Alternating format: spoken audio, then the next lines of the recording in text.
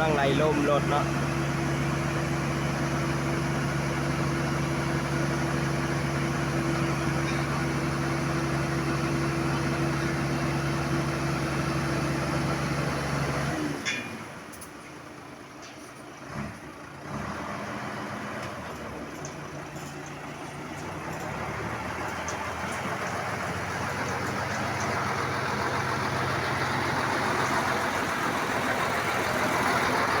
กำลังสิต่อรถเนาะ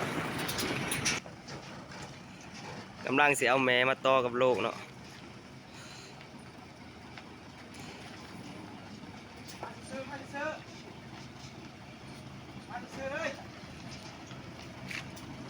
ขวาหน่อยหนึ่งขวาหน่อยหนึ่ง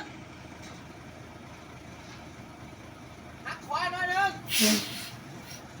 ซื้อเรียบร้อยครับกำลังไหลลมเนาะ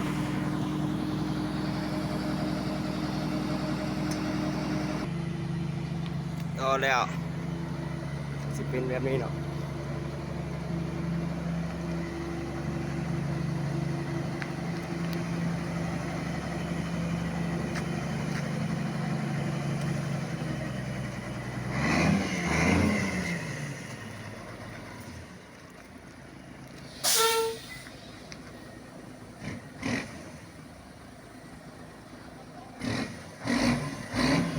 กำลังไหลลงโลมันเนาะ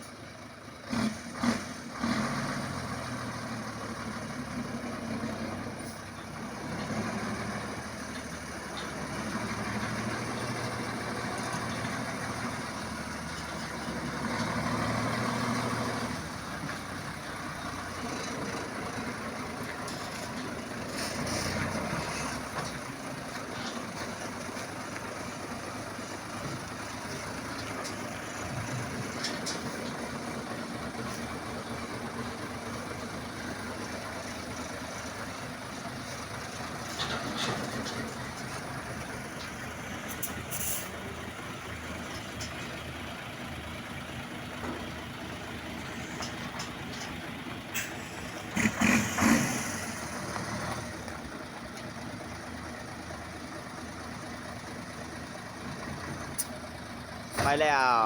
ไปใส่เครื่องเนาะ